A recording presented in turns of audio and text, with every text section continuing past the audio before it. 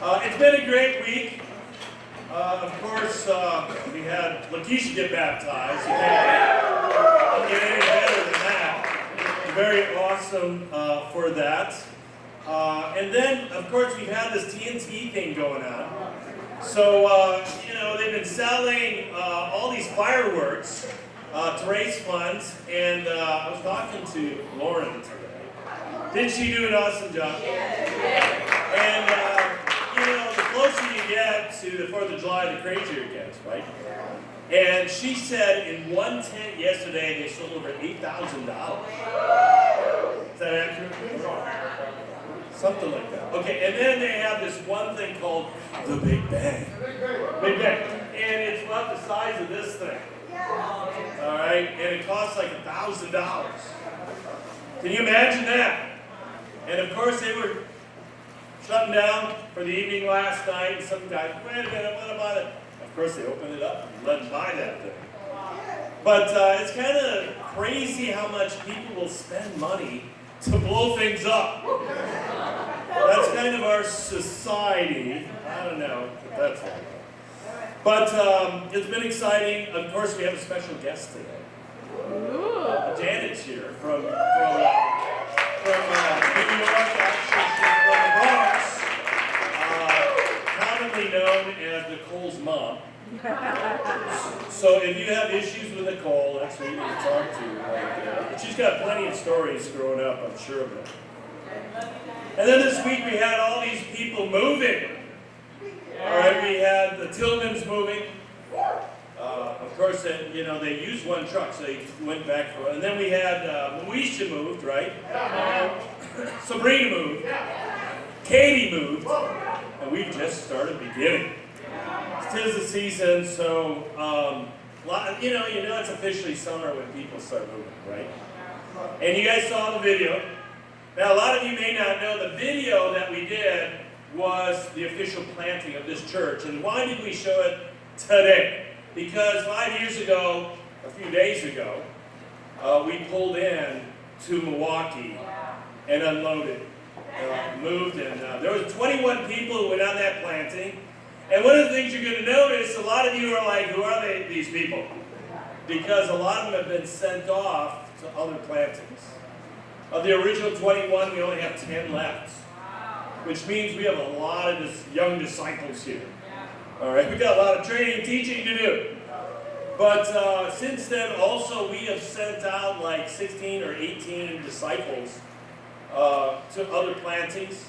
And we've sent out 7 full-time staff, which means a lot of people are growing up. All right, a lot of people are doing great things. It was kind of amazing to see how much people have changed in 5 years. Am I right in saying that? Yeah. Did you see how short Candace's hair was? Yeah. Wow, I'm sure she's had it cut since then, but look how long it is. Jazzy, she's just this little thing, and now, entering the teen years, guys. We need to pray more for the sons God knows. Right? Am I right in saying that? Yeah. Did you guys see Johnny up there? Oh my gosh, he looked like a little kid. Of course, he's not here today, he's at the TNT tent. There's a bunch of us at the TNT tent, so a bunch of people on vacation. And then, of course, we've had a few birthdays, actually today. It's my daughter Tracy's birthday today. Of course, she's not here. She just had a baby, and then it's Evan's birthday. So, and I realized, I was talking to Tracy yesterday. She is the same age I was when we had her.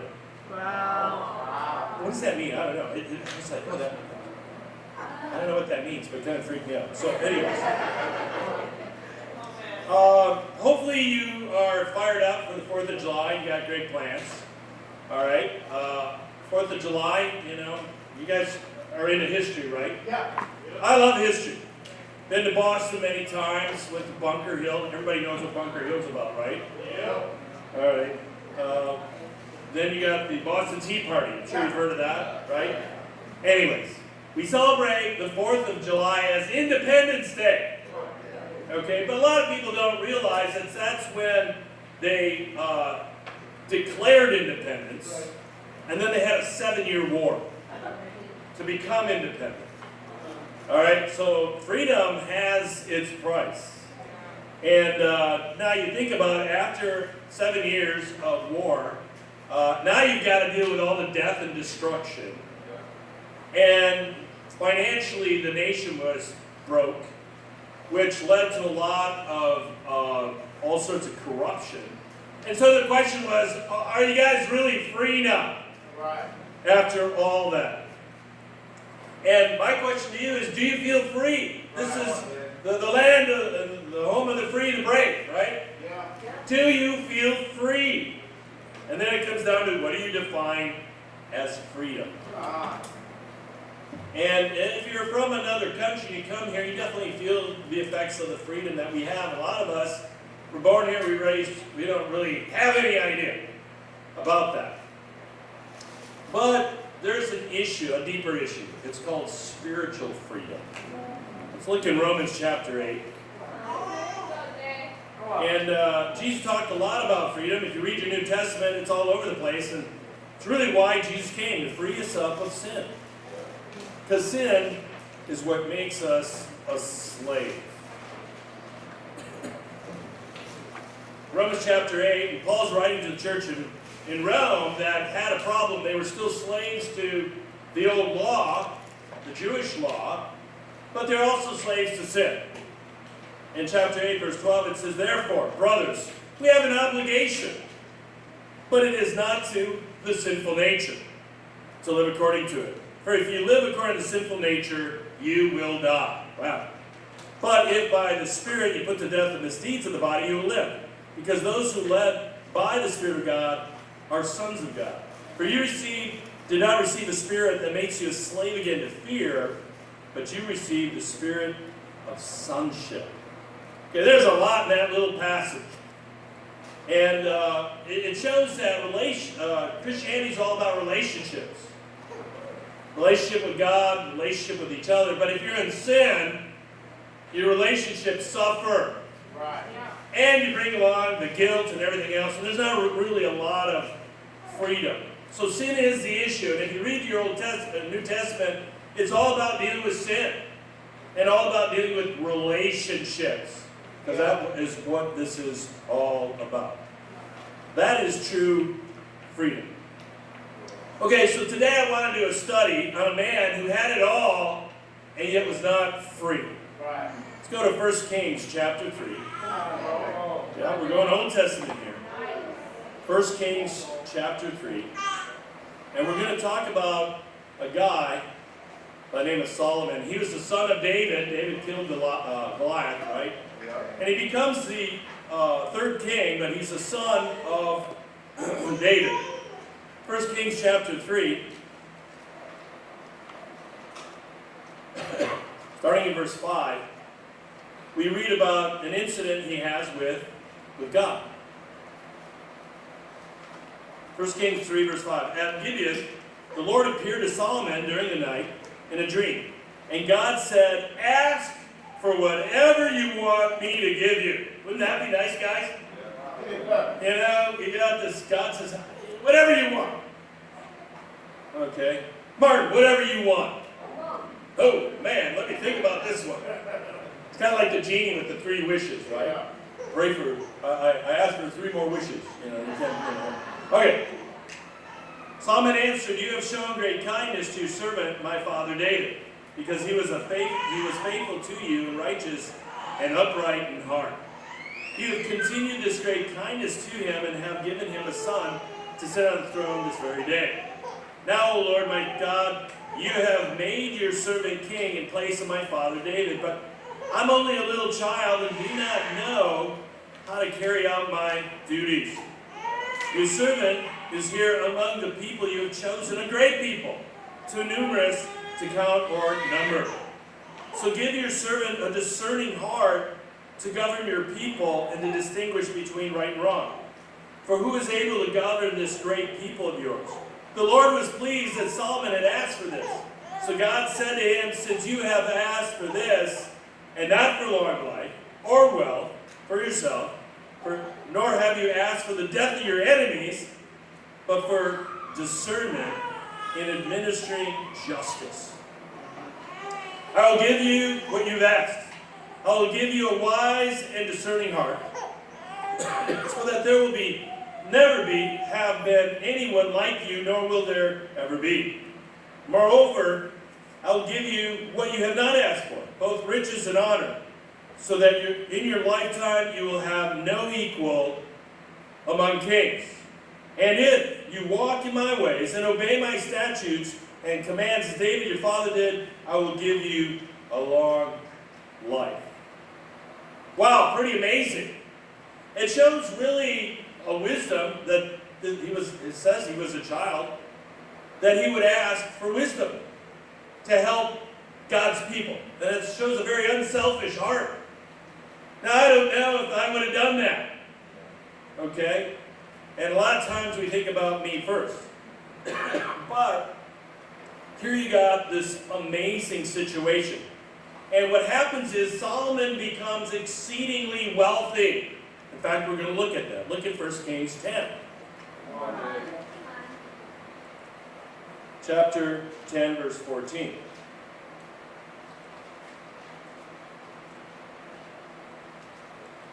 It says the weight of gold that Solomon received yearly was 666 talents. How much is that? 25 tons. Can you imagine getting 25 tons of gold every year? Sure. What do you do with all that? Not including the revenues from merchants and traders and from all the Arabian kings and the governors of the land.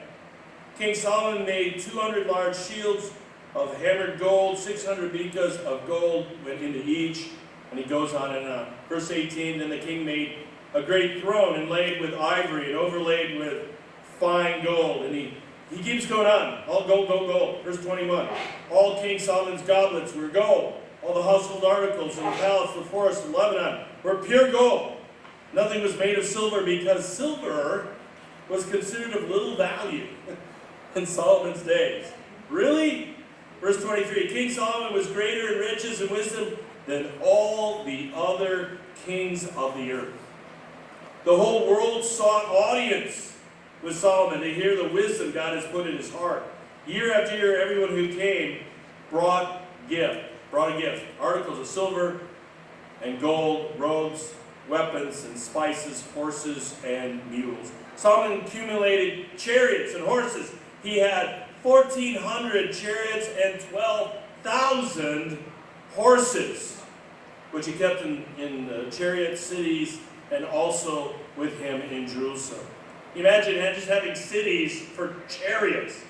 Okay? Verse 27, the king made silver as common in Jerusalem as stones, and cedar as plentiful as sycamore fig trees in the foothills. It's amazing. He's just getting more and more wealth. It just didn't stop. And you look at how amazing Solomon was. In chapter 11, verse 1, King Solomon, however, loved many foreign women, besides Pharaoh's daughter, Moabites, Ammonites, Edomites, Sidonians, and Hittites. They were from nations about which the Lord had told the Israelites, you must not intermarry with them, because they will surely turn your hearts after other gods. Nevertheless, Solomon held fast to them in love. He had 700 wives of royal birth and 300 concubines, and his wives led him astray. Wow, pretty intense. All right, you're talking 1,000 women. 1,000 women. Imagine if you were to just spend one day with one wife. It'd be like over 3 years before you would see her again if you spent one day with each one. Imagine that! And so he is getting all sorts of stuff, and of course it says his wives led him astray. And that's what we're going to talk about. Well, Solomon wrote a book about all of this. It's the book of Ecclesiastes. Let's go there. And if you want to know, if it ever comes up in trivia, this is my favorite book of the Bible. So I'd share it here. There's a constant theme in the book. And the theme is everything is meaningless. And that's the title of the sermon today. Everything is meaningless. Chapter 1, verse 1. Ecclesiastes, right after Proverbs. This is the words of the teacher, son of David, king of Jerusalem. Meaningless. Meaningless, says the teacher. Utterly meaningless. Everything is meaningless. Okay, all right. What does man gain from all his labor, at which he toils under the sun? Generations come and generations go, but the earth remains forever. Look in verse 8. All things are wearisome, more than one can say. The eye never has enough of seeing, nor the ear is filled of hearing. Well, what has will be again, and what has been done will be done again. There's nothing new under the sun. It's kind of bleak. Okay, how is this your favorite book? Verse 12. I, the teacher, was king over Israel and Jerusalem. I devoted myself to study and to explore by wisdom all that is done under heaven. What a heavy burden God has laid on men. I've seen all the things that are done under the sun. All of them are meaningless, chasing after the wind. What is twisted cannot be straightened. What is lacking cannot be counted. I thought to myself, look, I've grown and increased in wisdom more than anyone who has ruled over Jerusalem before me. I've experienced much of wisdom and knowledge. Then I applied myself to understanding of wisdom, and also madness and folly. But I learned that this too is a chasing after the wind. For with much wisdom comes much sorrow. The more knowledge, the more grief. Wow! Wow. Point number 1, knowledge. You know, throughout the book, you can tell that Solomon's seeking. He's trying to find the answers to life. Yeah. And so what's the first thing he does? He goes to knowledge. All right? And verse 12, he says, I devoted myself to study. Yeah. All right? And explore by wisdom all that is done under heaven. And see, the world will go to knowledge for the answer. And that's what he's talking about. Right. And there are a lot of people who go to college and they learn, and there's nothing wrong with that. But knowledge doesn't bring freedom. That's what he's saying. Now, you can better yourself, that's awesome, but it's not the answer. You know, the world will tell you, get this incredible degree, get a great job, have lots of money, buy a house, get married, have 2.5 children, and then you'll be happy. Is that true? You talk to a lot of people my age, divorce, problems with the kids, it's brutal. Right. And yet, this is what the world will tell you. The more you own, the more it owns you. Wow. Solomon was the wisest man ever, and it became a curse to him. In verse 18, it says, the more knowledge, the more grief. Right. People can get consumed with learning. I love to read. I love it. I have a library. At times I read 5 books, different books at a time. Wow. I love it. My idea of having this big library. Mm-hmm. Yeah. I love it. Yes. It doesn't do a lot for relationships. Okay? You can't, unless you're reading to someone. Okay? Other than that, it separates you. And you can have a passion for knowledge, nothing wrong with that, but you got to understand that the time you pour into that can be used for other things. There are times when I'll be reading, Barb will be talking to me, guess what? Not listening. Am I accurate in saying that? There are times when she's tried things on me. Ted, I just bought a $600 dress. Okay. Good. I'm going to buy a $600 dress. But the knowledge doesn't meet the needs. Yeah. Point number 2. Pleasure. Chapter 2, verse 1. I thought in my heart, come now, I will test you with pleasure to find out what is good. But that also proved to be meaningless. Laughter, I said, is foolish. And what does pleasure accomplish? I tried cheering myself with wine, embracing folly, my mind still guiding me with wisdom. I wanted to see what was worthwhile for men to do under heaven during the few days of their lives. I undertook great projects. I built houses for myself, planted vineyards. I made gardens and parks and planted all kinds of fruit trees in them.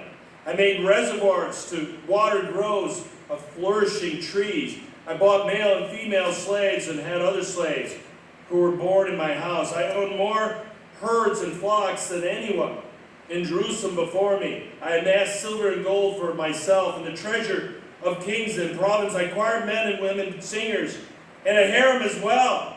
The delights of the heart of man, I became greater by far than anyone in Jerusalem before me. So in all this, my wisdom stayed with me. I denied myself nothing my eyes desired. Right. I refused my heart no pleasure. My heart took delight in all my work, and this was the reward for all my labor. Yet when I surveyed all that my hands had done, and what I had toiled to achieve, everything was meaningless, a chasing after the wind. Nothing was gained under the sun. Wow, pretty bleak. You know, you think about it, you go from knowledge to pleasure.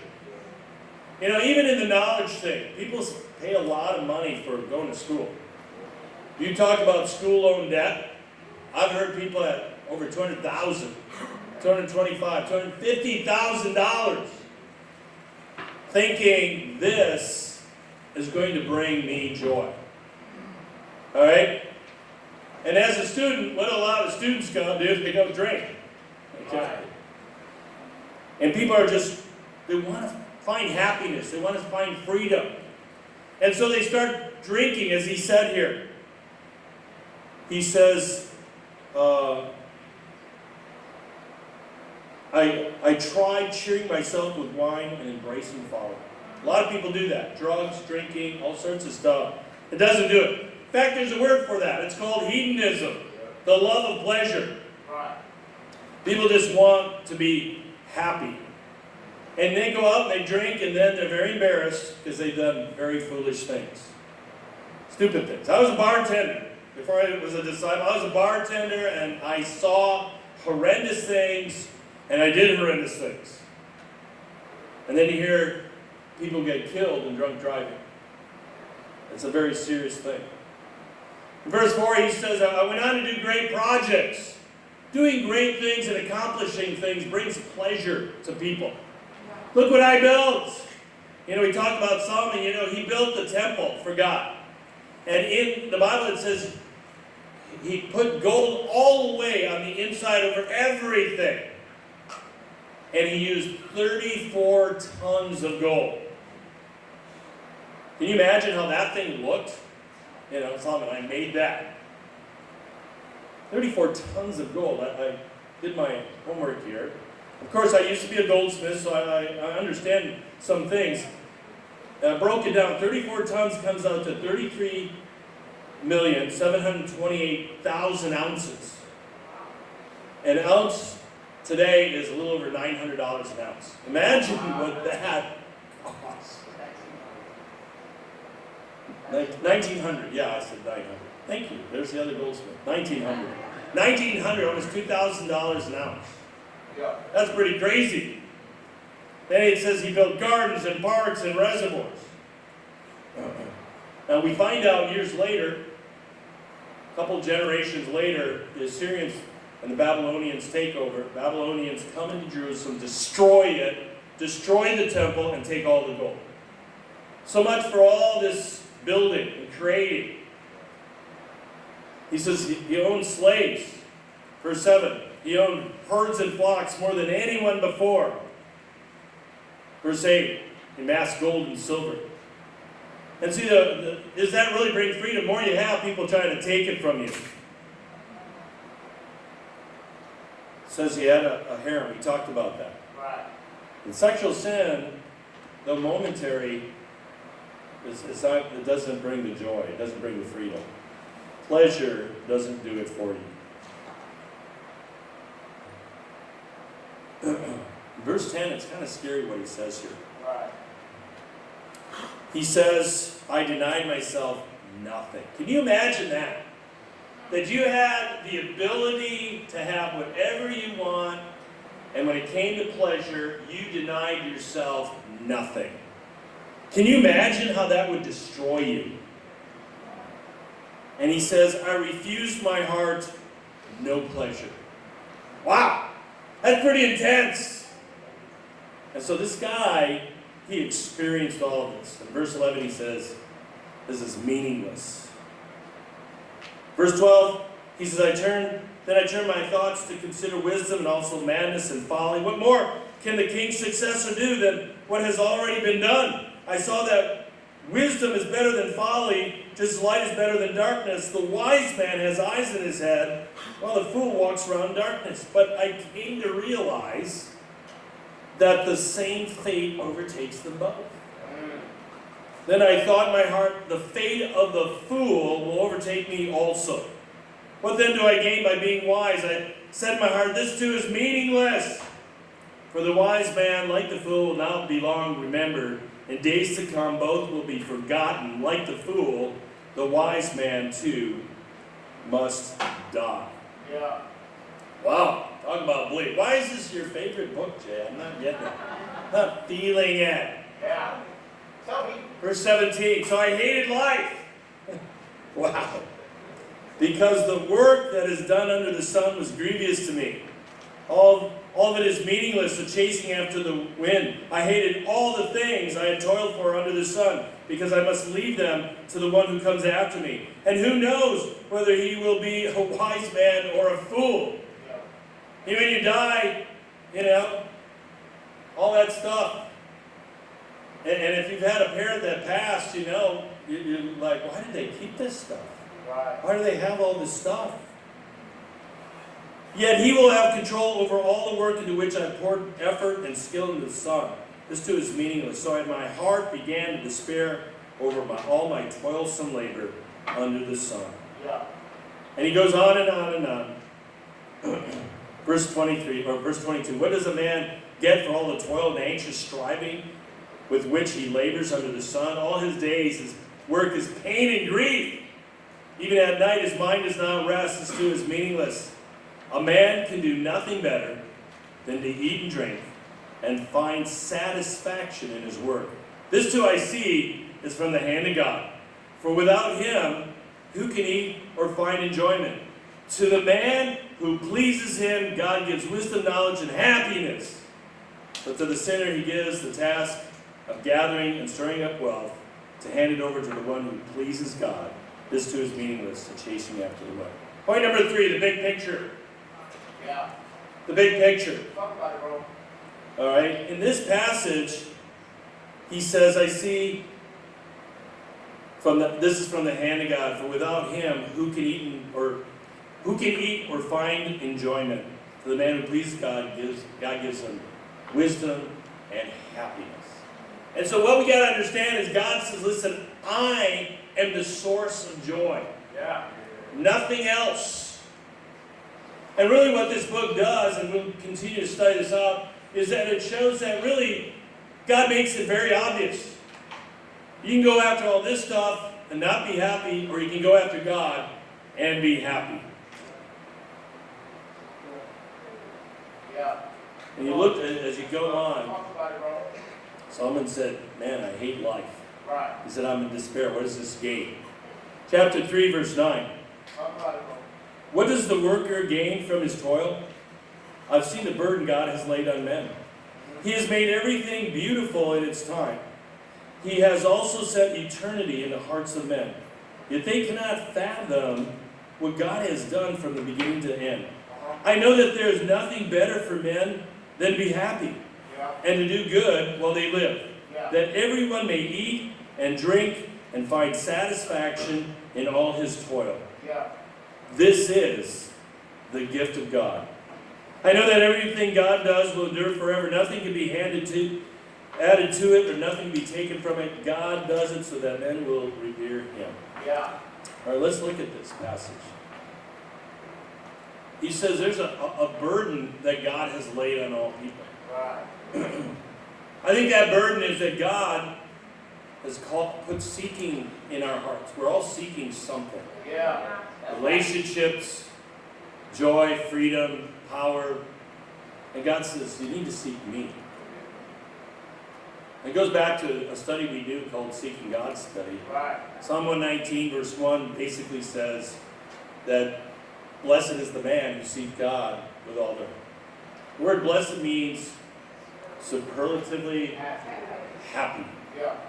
But you got to do it with all your heart. You're going to give your heart to something. Facts. And he says, he has also set, in verse 11, eternity in the hearts of men.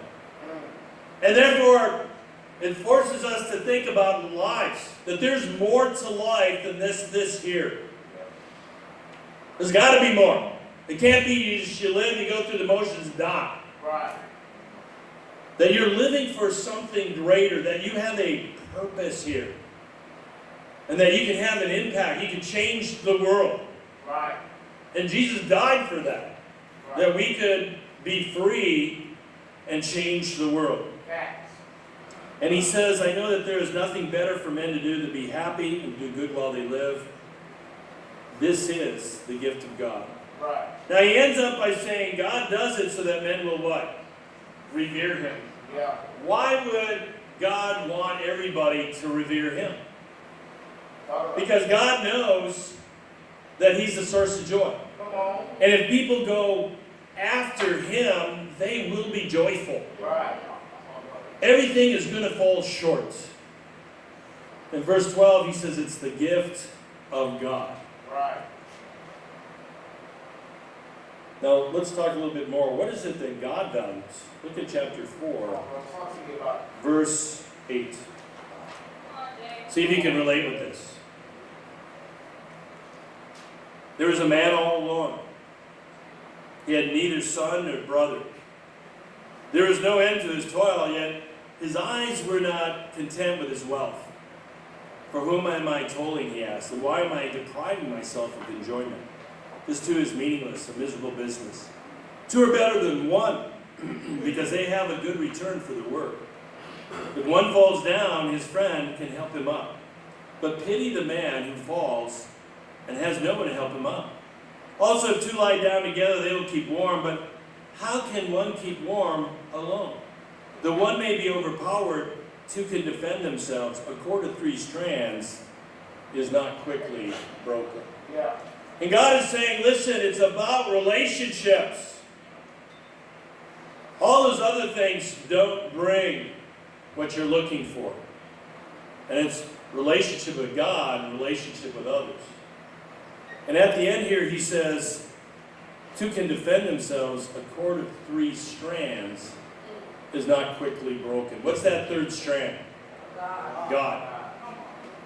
And when you wrap God around your relationship, great things happen. Right.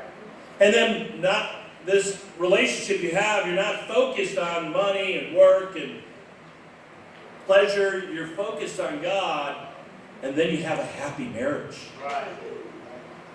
That's what God wants. That's what's important to him. Yeah. You know, I appreciate what Lauren shared earlier today. Yeah. Yeah. Come on, Lauren. That the relationship with her dad, that was big. Yeah. Relationships are huge. Facts. And she shared about her life, you know, she went to school, she got this great job, but it wasn't enough. Right. And she knew that the commitment to God this is a tough thing, am I right? Yeah.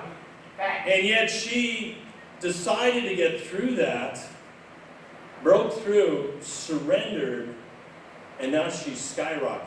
She's doing awesome things. Yeah. Come on, Lord. This is what God desires in our lives. Yeah.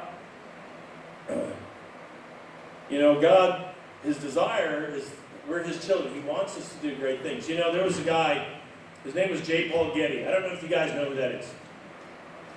J. Paul Getty was an oil tycoon. And he's the one who started all the oil in Saudi Arabia. And he became exceedingly wealthy. He was the wealthiest man on the planet in the 50s and the 60s. And he just kept acquiring more, buying more, buying. And finally somebody said, "What do you want?" And his response was, "I want more." Yikes. And then somebody kidnapped his grandson. Wow. They kidnapped him. They wanted a ransom. And his response was, "Take him. Wow. Take him." And they were like, "Oh my God." And everybody's like, and he's like, "Hey, you know what? They'll take him, they'll take them, they'll take them. It'll never end. Take him." And it just showed where his heart went, how hardened. It wasn't about relationships, that's for sure. But that's what happens when you can't let go and something owns you. Right. And I know we live in America. And a lot of people come here for the American dream. And they're very disillusioned by that American dream. Yeah. And when we were in Chicago, we had Latin ministry there, and there's all these people there, and they're like, you know, they're working incredible hours. You know, they're trying to raise funds. Why? To send money back home. Yeah. And there's a pride there of saying, "I made it, I'm in America, look at all the money." Yeah. And yet, their lives were just kind of heavy. Yeah. Why? Because they poured all their energy into making money. Right. Chapter 5, verse 7.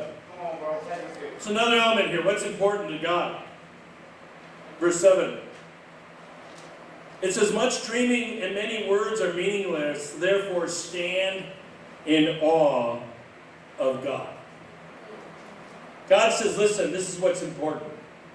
I want you to be in awe. Right. Don't you guys love being in awe? You know, you see something like, "Whoa, that was awesome." Yeah. You know, maybe it's you're watching, you know, the finals or, you know, something, and there was a last second, and, you know, it was awesome. Yeah. Or maybe you see, you're on a trip and you go into the mountains and it's breathtaking. Yeah. And there's just things that, you know, take your heart to a whole nother level when you're in awe. Yeah. And God wants us to live a lifestyle of awe. Yeah. He says, all you have to do is look at me and be in awe. Right. You don't need to go anywhere else. I'm awesome. Right. I created the sun. I'm awesome. Right. And I want a relationship with you. That's right. That's, it is amazing. Yeah. This is awesome, bro. You know, I many times, Barb, in our lives, we got sidetracked with all sorts of things that Satan will pull you on. Whether it's money, whether it's, you know, pleasures. Yeah. And we always have to fight that battle because we live in the world. And the world's going to always tell you what you need. Thanks. You know, the whole pleasure thing. Man, there's a lot of pleasure out there. They're going to tell you what you need. They make a lot of money off that. And so you have to stay focused on this thing. Yeah. Looking to God and His direction. Thanks. So how do you change? How do you get the big picture? Yeah. Look at chapter 6, verse 1. Come on, bro. Take this here. Come on, there.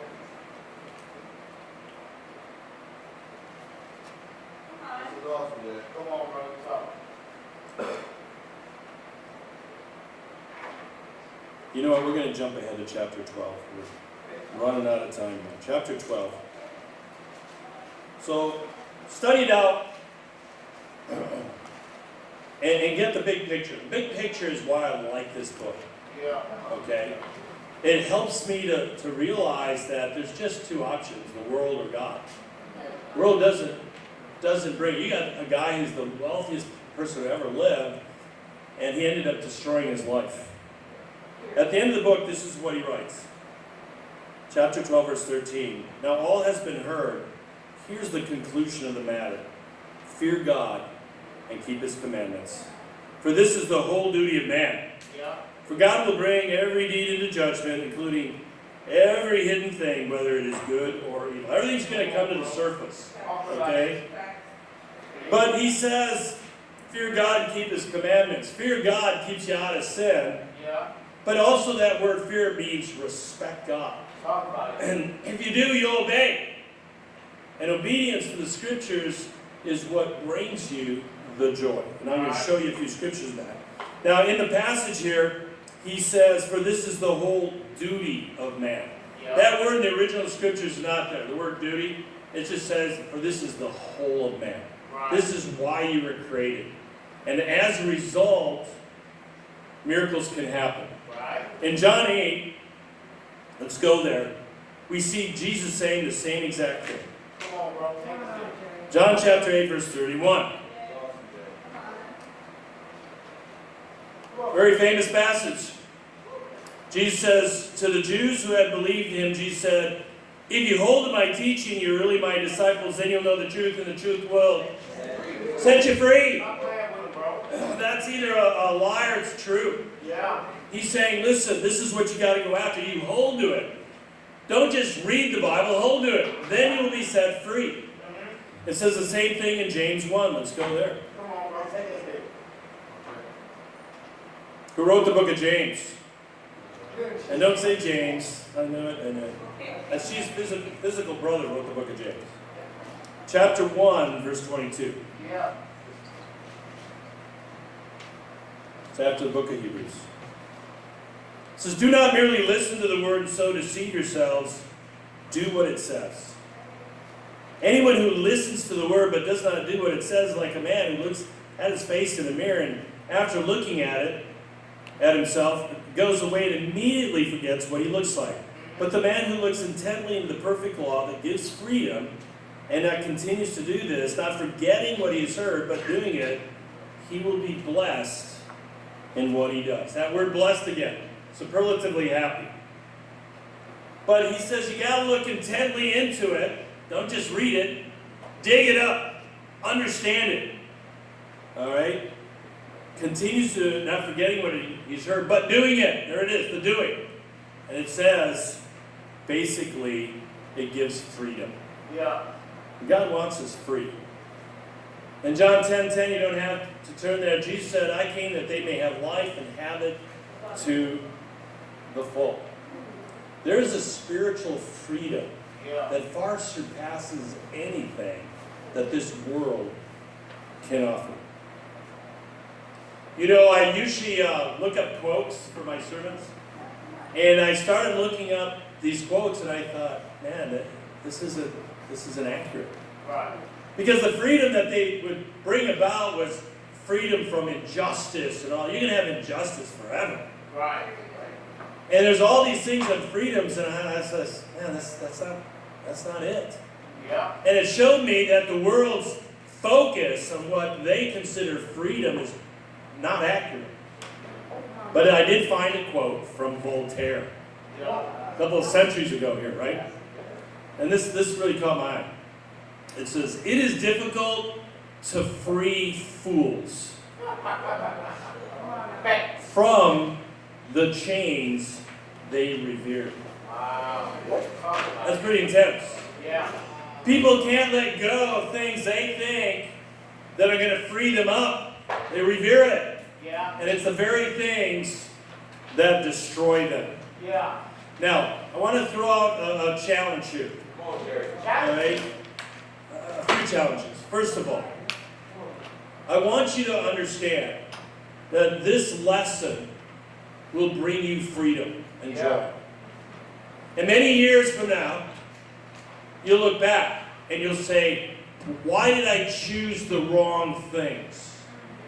Yeah. It's here today. I'm saying it right now. And maybe even now. I mean, ask yourself, are you free right now? If you're not, here's the answer. That's why I love the book of Ecclesiastes. It's very simple. Do this or do that. Now choose life. People in Milwaukee are not free. Facts. We have the answers here to free them up. The question is, you have to be the example. Are you going to free them up by your lifestyle? Because if you're not happy, you're not going to provide much for them. You got to grab a hold of life that's truly life. You got to impress them with the ability to be happy no matter what, to be content in any and every situation. That's what's being provided today. Don't miss the opportunity.